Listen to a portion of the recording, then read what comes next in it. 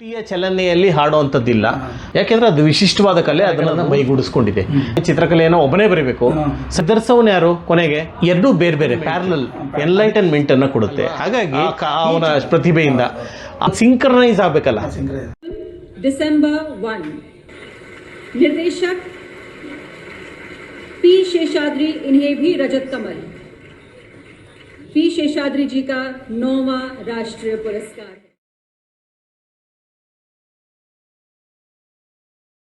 ಪುಸ್ತಕಗಳು ಅದು ನಿಮ್ಮ ಬಿಡುಗಡೆಯ ವಿಡಿಯೋವನ್ನು ಸಹ ನೋಡಿದ್ದೆ. ಹಾಗೆ ನೀವು ಸಹ ನಮಗೊಂದು ಅಂತಾರಾಷ್ಟ್ರೀಯ ಇದರಲ್ಲಿ ಸಿಕ್ಕಿದ್ರಿ. ನಾನು ಭಾಳ ಹಿಂದೆ ಈ ಚಿತ್ರೋತ್ಸವದಲ್ಲಿಯೂ ಭೇಟಿಯಾಗಿದ್ದೆ. ಮತ್ತು ನಿಮ್ಮನ್ನು ಇವರು ಹೇಳಿದಾಗೆ ಹಲವಾರು ವ್ಯಂಗ್ಯ ಚಿತ್ರಗಳ ಕ್ಷೇತ್ರಗಳು, ನಿಮಗೆ ಪ್ರಥಮ ಚೊಚ್ಚಲ ನಿರ್ದೇಶಕ ಪ್ರಶಸ್ತಿ ಸಹ ಅರವಿಂದನ್ ವ್ಯಂಗ್ಯ ಚಿತ್ರಗಾರರ ಹೆಸರಿಗೆ ಕೊಡುವ ಅರವಿಂದನ್ ಅವರ ಪುರಸ್ಕಾರವೇ ನಿಮಗೆ ಬಂದಿದೆ.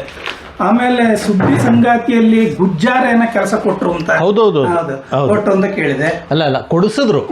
ಗುಜ್ಜಾರ್ ಅವರು ಆಗ ಪ್ರಜಾವಾಣಿಯಲ್ಲಿ ಕೆಲಸ ಮಾಡ್ತಾ ಇದ್ರು. ಅವರು ನವಕರ್ನಾಟಕ ನಾನು ಪಬ್ಲಿಕೇಶನ್ ಸಂಸ್ಥೆಯಲ್ಲಿ ಕೆಲಸ ಮಾಡ್ತಾ ಇರಬೇಕಾದ್ರೆ ಅವರು ಕೂಡ ಅಲ್ಲಿ ನಿತ್ಯ ಬರ್ತಾ ಇದ್ರು. ಹಾಗಾಗಿ ಮುಖಪುಟ ರಚನೆಗಳನ್ನು ಅವ್ರು ಮಾಡ್ತಾ ಇದ್ರು. ಈ ಚಿತ್ರ ಕೂಡ ಅವರೇ ಬರೆದದ್ದು. ಹಾಗಾಗಿ ಅವರು ನನಗೆ ನವಕರ್ನಾಟಕದಲ್ಲಿ ಯಾವುದೋ ಹಂತದಲ್ಲಿ ನಾನು ಕೆಲಸ ಬಿಡಬೇಕಾದ ಸಂದರ್ಭದಲ್ಲಿ ಇಂದೂಧರ ಹೊನ್ನಾಪುರ ಅವರ ಸಂಪಾದಕತ್ವದಲ್ಲಿ ಸುದ್ದಿ ಸಂಗಾತಿ ಬರ್ತಾ ಇತ್ತು. ಅದರಲ್ಲಿ ನನಗೆ ಶಿಫಾರಸು ಮಾಡಿ ಕೆಲಸ ಕೊಡಿಸ್ತಾರಲ್ಲಿ ಗುಜ್ಜಾರ್. ಹಾಗೆ ಆಮೇಲೆ ನೀವು ಪ್ರಥಮ ಚಿತ್ರ ಮುನ್ನುಡಿ, ಅಲ್ಲಿಯೂ ನಿಮ್ಮ ಸಂಗೀತಗಾರರಾಗಿ ವಿ ಮನೋಹರ್ ಬಂದರು. ಅಂತೂ ಹಲವಾರು ವ್ಯಂಗ್ಯ ಚಿತ್ರಗಾರರ ಸೋಂಕು ಅಥವಾ ಅವರ ಬೆಂಬಲದಿಂದ ಇವು ಬಂದಿದ್ದರೆ ಹಲವಾರು ಅವ್ರು ಹೇಳಿದಾಗ ಸತ್ಯಜಿತ್ ರೈ ಸಹ ಕಾರ್ಟೂನಿಸ್ಟ್ ಆಗಿದ್ದರು. ಹಲವಾರು ಇಟಾಲಿಯನ್ ಇವರು ಸಹ ಕ್ಯಾರಿಕೇಚರ್ ಆಗಿದ್ದರು ಅಂತ ನಾನು ಕೇಳಿದ್ದೇನೆ. ವ್ಯಂಗ್ಯ ಚಿತ್ರ ಮಾಡಿದ್ದಾರೆ ಅಂತ ಕೇಳಿದ್ದೇನೆ. ಈಗ ನೀವು ನಿಮ್ಮ ತಂದೆಯವರು ನಿಮ್ಮ ಚಿತ್ರಕಲೆಯನ್ನು ಮಾಡಿದರೆ ಅವನು ರಸ್ತೆ ಬದಿಯಲ್ಲಿ ಒಬ್ಬ ಕಲಾವಿದನಾಗಿ ಹಾಳಾಗ್ತಾನೆ ಅಂತ ಭಾವನೆಯಲ್ಲಿ ನಿಮ್ಮನ್ನು ಮಾಡಿದರು ಅಂತ ಹೇಳಿದರೆ, ಆಮೇಲೆ ನೀವೊಂದು ಇಂಟರ್ವ್ಯೂವಲ್ಲಿ ನಿಜವಾಗಿಯೂ ಚಿತ್ರ ಉದ್ಯಮದ ವ್ಯಕ್ತಿಗಳು ನಿಜವಾಗಿಯೂ ಉತ್ತಮ ವ್ಯಕ್ತಿಗಳು ಎಲ್ಲರನ್ನು ನೋಡಿದರೆ ಸಾಮಾನ್ಯ ಅಂತ ನೀವೊಂದು ಹೇಳಿದ್ರಿ. ಈ ಪೂರ್ವಾಗ್ರಹಗಳು ಎಷ್ಟು ಏನಾಗಿದೆ, ನಾನಾಗಲೇ ಗೋವಿಂದರಾಜ್ ಅವ್ರ ಜೊತೆ ಮಾತಾಡ್ತಾ ಒಂದು ವಿಚಾರವನ್ನು ಹೇಳಿದೆ. ನಮ್ಮ ಮಧ್ಯಮ ವರ್ಗದ ಯೋಚನಾ ಧಾಟಿ ಒಂಥರ ಇರುತ್ತೆ. ಅಂದರೆ ಆರ್ಥಿಕ ಭದ್ರತೆ ಬಗ್ಗೆ ನಾವು ಮೊದಲು ಪ್ರಾಮುಖ್ಯತೆಯನ್ನು ಕೊಡ್ತೀವಿ. ಜವಾಬ್ದಾರಿಗಳಿರುತ್ತೆ ಮಕ್ಕಳುಗಳಿಗೆ. ತಂದೆ ತಾಯಿಯ ನಂತರ ಮಕ್ಕಳು ಜವಾಬ್ದಾರಿ ನಿರ್ವಹಿಸಬೇಕಾಗುತ್ತೆ. ಒಂದು ಸರ್ಕಾರಿ ಉದ್ಯೋಗ ಸಿಕ್ಕರೆ ಸಾಕಪ್ಪ ಅನ್ನುವಂತಹ ದಿನಗಳು ಇವತ್ತಿಂದಲ್ಲ, ನಾನು ಹೇಳ್ತಿರೋ ದಶಕಗಳ ಹಿಂದೆ ಅದು ಹೆಚ್ಚು ಬಲವಾಗಿತ್ತು. ಆ ಸಂದರ್ಭದಲ್ಲಿ ನಮ್ಮ ಸಮಾಜದ ಬಗ್ಗೆ ಒಂದು ನಂಬಿಕೆಗಳು ಬೇರೂರ್ಬಿಟ್ಟಿದ್ವು. ಯಾಕೆ ಅಂದರೆ ಇವತ್ತು ಕಲಾವಿದ ಶ್ರೀಮಂತ, ಎರಡು ಥರದಲ್ಲಿ ಶ್ರೀಮಂತ. ಅವನು ಆರ್ಥಿಕವಾಗಿ ಶ್ರೀಮಂತ ಹೌದೋ ಅಲ್ವೋ ಗೊತ್ತಿಲ್ಲ, ಸೃಜನಶೀಲತೆಯಿಂದ ಅವನು ಶ್ರೀಮಂತನೇ. ಎಷ್ಟು ಜನ ಕಲಾವಿದರಿಗೆ ಸಾಧ್ಯ ಅಲ್ವಾ? ನಿಮಗೆ ಬೇರೆ ಸಾಮಾನ್ಯರು ಬೇರೆ ಬೇರೆ ಕ್ಷೇತ್ರದವರು ಲಕ್ಷಾಂತರ ಜನ ಇರ್ಬೋದು, ಕಲಾವಿದರು ಕೇವಲ ಸಾವಿರಗಳಲ್ಲಿ ಮಾತ್ರ ಇರ್ತಾರೆ. ಯಾಕೆ ಬರೀ 1000 ಜನ ಇರ್ತಾರೆ? ಯಾಕೆಂದರೆ ಅದು ವಿಶಿಷ್ಟವಾದ ಕಲೆ, ಅದನ್ನು ರೂಢಿಸ್ಕೊಂಡಿರ್ತಾನೆ, ಅದಕ್ಕೆ ಪರಿಶ್ರಮ ಹಾಕಿರ್ತಾನೆ, ಅವನಲ್ಲಿ ಒಂದು ವಿಶಿಷ್ಟವಾದ ಪ್ರತಿಭೆ ಇರುತ್ತೆ. ಇದು ಎಲ್ಲರಲ್ಲೂ ಇರಲ್ಲ. ಅವನು ಆ ಕ್ಷೇತ್ರದಲ್ಲಿ ಯಶಸ್ಸನ್ನು ಸಾಧಿಸಿರ್ತಾನೆ. ಆದರೆ ಈ ಹಿಂದೆ ಅವನು ಅದನ್ನು ಕಲಾವಿದರುಗಳು ಅಥವಾ ಕಲಾವಿದರು ಅಂತಲೇ ಅಂದ್ಕೊಳ್ಳೋಣ. ಅವನು ನೃತ್ಯ ಕಲಾವಿದ ಆಗಿರಲಿ, ಸಾಹಿತಿ ಆಗಿರಲಿ, ಅಥವಾ ಚಿತ್ರಕಲಾವಿದ ಆಗಿರಲಿ, ಸಂಗೀತಕಾರ ಆಗಿರಲಿ, ಇವ್ರುಗಳು ಸೂಕ್ಷ್ಮ ಜೀವಿಗಳು. ಇವರು ಹಣದ ಹಿಂದೆ ಹೋಗಲ್ಲ. ಇವತ್ತಿನವ್ರು ಬಿಟ್ಬಿಡಿ, ನಾನು ಹೇಳ್ತಾ ಇರೋದು ಎಗೈನ್ 30-40 ವರ್ಷದ ಹಿಂದಿನ ಕಲಾವಿದರುಗಳು ಸಾಮಾನ್ಯವಾಗಿ ಅವರೊಂದು ಕಲೆಯ ಕುರಿತು ಹೆಚ್ಚಿನ ಕೆಲಸ ಮಾಡ್ತಾಯಿದ್ರು. ಅವ್ರಿಗೆ ಹಣ ಮುಖ್ಯ ಆಗಿರಲಿಲ್ಲ. ಹಾಗಾಗಿ ಅವ್ರಿಗೆ ಹಣ ಇಲ್ಲದೆ ಇದ್ದ ಸಹಜವಾಗಿ ಸಮಾಜ ಹೇಗೆ ನೋಡುತ್ತೆ ಅವ್ರನ್ನ? ನೀನು ಕಲೆಯಲ್ಲಿ ಶ್ರೀಮಂತ ಇರ್ಬೋದು, ಆದರೆ ಆರ್ಥಿಕವಾಗಿ ನೀನು ಬಡವ. ಹಾಗಾಗಿ ಈ ಆರ್ಥಿಕತೆಯನ್ನು ಅಂದರೆ ಈ ಕಲೆಯ ಹಾದಿಯನ್ನು ಹಿಡಿದ್ರೆ ನಿನಗೆ ಬದುಕಿನಲ್ಲಿ 2 ಹೊತ್ತಿನ ಊಟನ ಸಂಪಾದಿಸ್ಕೊಳ್ಳೋದು ಕಷ್ಟ ಅನ್ನೋದು ಒಂದು ಆ ಹೊತ್ತಿನ ಮಧ್ಯಮ ವರ್ಗದ ನಂಬಿಕೆಯಾಗಿತ್ತು. ಹಾಗಾಗಿ ಯಾವುದಾದ್ರು ಮಕ್ಕಳು ಕಲಾವಿದರಾದರೆ ಯಾವ ಅಪ್ಪ ಅಮ್ಮ ಕಲೆ ಬೇಡಪ್ಪ, ನೀನು ಸಂಗೀತ ಬೇಡ, ಒಂದು ಕೆಲಸ ಸೇರ್ಕೊ, ಡಿಗ್ರಿ ಮಾಡು, ಒಂದು ಕಡೆ ಕೆಲಸಕ್ಕೆ ಸೇರ್ಕೊ ಅಂತ ಹೇಳ್ತಾ ಇದ್ರು. ಈಗ ಅದು ಕಾಲ ಬದಲಾಗಿದೆ. ಈಗ ಕಲೆಯಲ್ಲಿ ಕೂಡ ಶ್ರೀಮಂತರಿರಬಹುದು.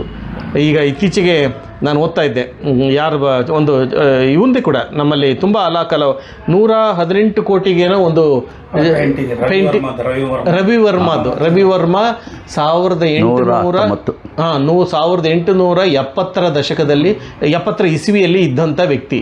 ಇವತ್ತು ನಾವು ನೋಡುವಂಥ ಮನೆಗಳಲ್ಲಿರೋ ಕ್ಯಾಲೆಂಡರ್ಗಳಾಗಿರಲಿ, ಪೂಜೆ ಮಾಡುವಂಥ ದೇವರುಗಳಾಗಲಿ ಹೆಚ್ಚಿನವು ರವಿ ವರ್ಮ ರಚಿಸಿದ್ದು. ನಮಗೆ ಸರಸ್ವತಿ ಹೇಗಿದ್ಲು ಗೊತ್ತಿಲ್ಲ, ಗಣೇಶ ಹೇಗಿದ್ದ ಗೊತ್ತಿಲ್ಲ, ಶಿವ ಪಾರ್ವತಿ ಇವರೆಲ್ಲರನ್ನು ನಮ್ಮ ಕಣ್ಣು ಮುಂದೆ ತಂದಂಥ ವ್ಯಕ್ತಿ ಯಾರು? ರವಿವರ್ಮ ಅಲ್ವಾ? ಅವನ ಪ್ರತಿಭೆಯಿಂದ ಆತನ ಒಂದು ಕೃತಿ ಇವತ್ತು 119 ಕೋಟಿಗೆ ಮಾರಾಟ ಆಗಿದೆ ಅಂದರೆ ಇಮ್ಯಾಜಿನ್ ಮಾಡ್ಕೊಳ್ಳಿ ಅಲ್ವಾ? ಯಾವತ್ತ ಶ್ರೀಮಂತನೋ ಬೇರೆಯವ್ರು ಶ್ರೀಮಂತರೋ, ಆದರೆ ಅದು ಬೆಲೆ ಬರೋದಕ್ಕೆ ಸಮಯ ಬೇಕಾಗುತ್ತೆ. ಇವತ್ತು ಕಲಾವಿದರು ಶ್ರೀಮಂತರೇ ನನ್ನ ಪ್ರಕಾರ. ಮತ್ತು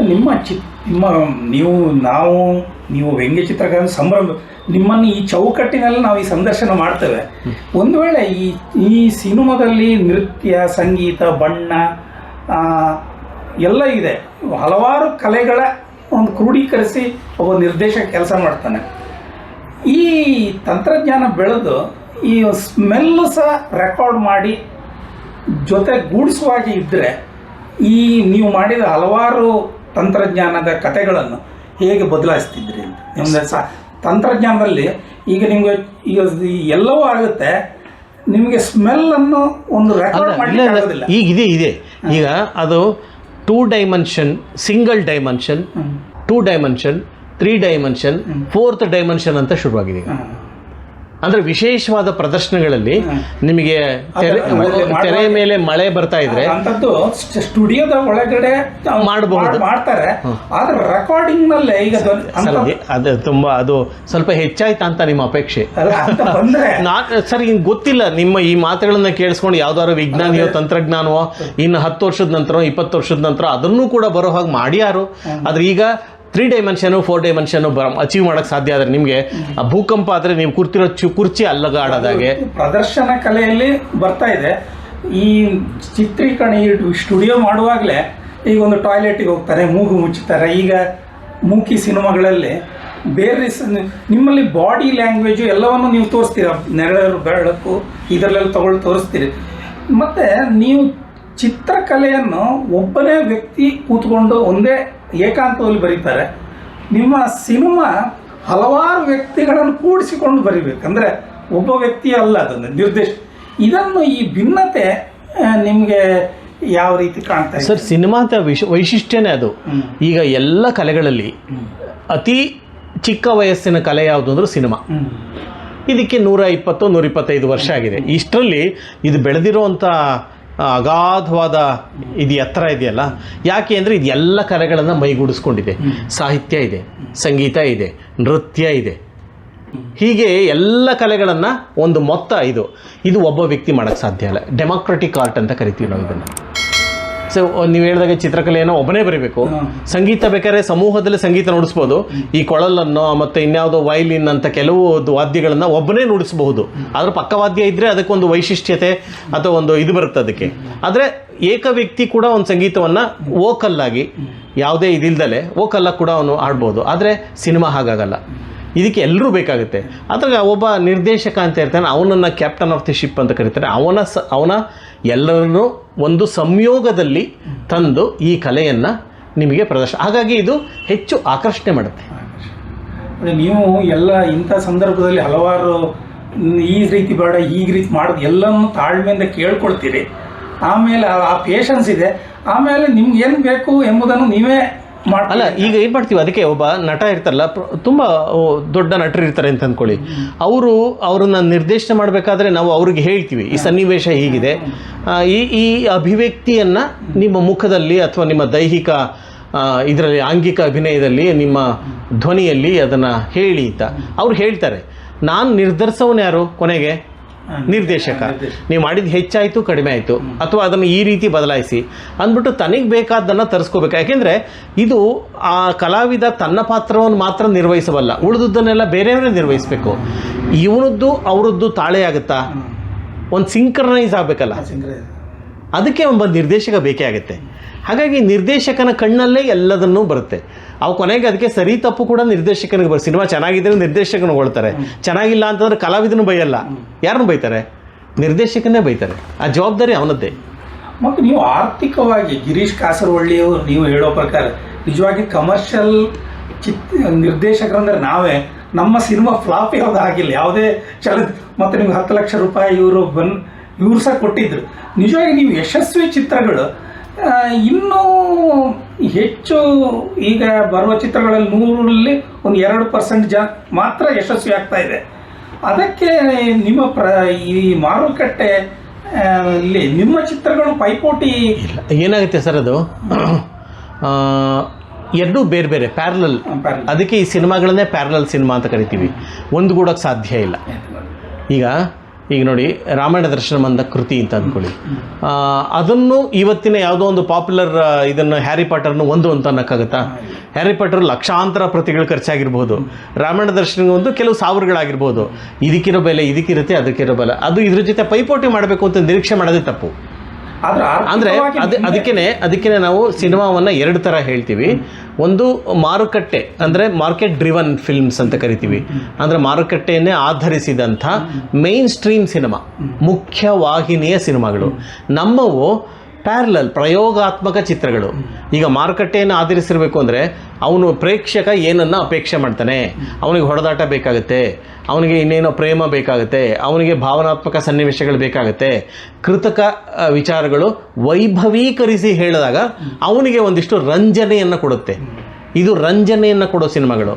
ಆದರೆ ನಮ್ಮದು ರಂಜನೆ ಕೊಡೋದಲ್ಲ, ನಿಮ್ಮ ಮನಸ್ಸಿನಲ್ಲಿ ಇದು ಎಂಟರ್ಟೈನ್ಮೆಂಟ್ ಫಿಲ್ಮ್ಸ್ ಅಲ್ಲ, ಎನ್ಲೈಟನ್ಮೆಂಟ್ ಫಿಲ್ಮ್, ಎನ್ಲೈಟನ್ಮೆಂಟನ್ನು ಕೊಡುತ್ತೆ. ಹಾಗಾಗಿ ಈ ಚಿತ್ರಗಳಲ್ಲಿ ನಾವು ಯಾವುದೇ ಸೂತ್ರಬದ್ಧ ವಿಷಯಗಳನ್ನು ಅನುಸರಿಸಲ್ಲ, ಹಾಡಿರಲ್ಲ.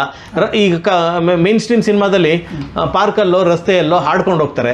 ನಿಜ ಜೀವನದಲ್ಲಿ ಹಾಗಾಗುತ್ತೆ, ಆದರೆ ಜನ ಒಪ್ಕೊಂಡಿದ್ದಾರೆ, ಜನಕ್ಕೆ ಅದು ಬೇಕಾಗುತ್ತೆ. ನಮ್ಮ ಸಿನಿಮಾಗಳು ಅದಿರಲ್ಲ. ಹಾಗಾಗಿ ವಾಸ್ತವಕ್ಕೆ ಹತ್ರ ಇರುತ್ತೆ. ನೀವು ಮುನ್ನುಡಿಯಲ್ಲಿ ಮಾತ್ರ ಸಿನಿಮಾ ಹಾಡನ್ನು ಹಾಕಿದ್ರಿ, ಇದಕ್ಕೆ ವಿ ಮನೋಹರ್ ಅವರ ಬೆಂಬಲ ಇಲ್ಲ. ನನಗೆ ಎರಡರ ಮಧ್ಯೆ ಮಿಡ್ಲ್ ಪಾತ್ರನ ತಗೋಬೇಕು ಅಂತ ಇತ್ತು ಪೂರ್ತಿ. ಆಮೇಲೆ ಯಾವುದಕ್ಕೂ ಚಿತ್ರ ಇದೆ ಹಾಕಿದ್ರಿ. ಅತಿಥಿ ಸಿನಿಮಾದಲ್ಲೂ ಹಾಡು ಬರುತ್ತೆ ಹಿನ್ನೆಲೆಯಾಗಿ. ತುತ್ತೂರಿಯಲ್ಲಿ 8 ಹಾಡುಗಳನ್ನ ಇಟ್ಕೊಂಡು ಸಿನಿಮಾ ಮಾಡಿದ್ದೀನಿ. ವಿಮುಕ್ತಿಯಲ್ಲೂ ಹಿನ್ನೆಲೆ ಹಾಡುಗಳನ್ನ ಲಿಪ್ ಬಿಟ್ಟಿಲ್ಲ, ಅಂದರೆ ತುಟಿಯ ಚಲನೆಯಲ್ಲಿ ಹಾಡುವಂಥದ್ದಿಲ್ಲ. ಆದರೆ ಹಿನ್ನೆಲೆಯಾಗಿ ಸಂಗೀತ ನಮ್ಮ ಭಾರತೀಯ ಪರಂಪರೆಯಲ್ಲಿ ಒಂದು ಮುಖ್ಯವಾದ ಸ್ಥಾನವನ್ನು ಪಡ್ಕೊಳ್ಳುತ್ತೆ. ನಮ್ಮ ರಂಗಭೂಮಿಯಲ್ಲಿ ಸಂಗೀತ ಇರಲಿಲ್ವೇ ಅಲ್ವಾ? ಸಂಗೀತವನ್ನು ಮರಿಬಾರ್ದು. ಎಲ್ಲಿ ಅವಶ್ಯಕತೆ ಇದೆಯೋ ಎಷ್ಟು ಪ್ರಮಾಣದಲ್ಲಿ ಬಳಸಬೇಕು ಬಳಸ್ತಾ ಬಂದಿದ್ದೀನಿ. ಇದರಲ್ಲಿ ಒಂದು ಜೋಗಿಯವರೇನೋ ಬರೆದಿದ್ದಾರೆ, ಇನ್ನು ಮುಂದೆ ನೀವು ಚಿತ್ರ ಬರೆಯೋದು ನಿಲ್ಲಿಸಿಬಿಡಿ ಅಂತ. ತಮಾಷೆಗೆ ಬರ್ತಾರೆ. ನಾನು ನಿಲ್ಲಿಸ್ತಾರೆ, ನೀವು ನಿಲ್ಲಿಸ್ತೀರಿ ಅಂತ ಬರ್ತಾರೆ. ನೀವು ನೋಡಿದ್ರಲ್ಲ ಅದು? ಓದಿದ್ರಿ. ಅದು ಏನು ಅಂತ ನಮ್ಗೆ ಅರ್ಥ. ಅವರು ಬರೀತಾ ಇದ್ದಾರೆ, ನೀವು ಬರೀತಾ, ಅವ್ರನ್ನೇ ಕೇಳ್ಬೇಕು ನೀವು. ಬರೀತಾ ಇದ್ದೀರಿ. ಓಕೆ, ಇದನ್ನು ನಾವು ಒಂದು ಚೌಕಟ್ಟಿನಲ್ಲಿ ನಿಮ್ಮನ್ನು ಮಾತಾಡಿದ್ದೀವಿ ಅಷ್ಟೇ. ಇದಕ್ಕೆ ನಮ್ಮ ಡಾಕ್ಟರ್ ಟಿ ಗೋವಿಂದರಾಜ್ ಅವರು ಬೆಂಬಲ ಸೂಚಿಸಿದ್ರು. ನೀವು ಸಹ ಸಮಯ ಕೊಟ್ಟು ನಮ್ಮನ್ನು ಸಹಕರಿಸಿದ್ರಿ. ಧನ್ಯವಾದ. ನಮಸ್ಕಾರ.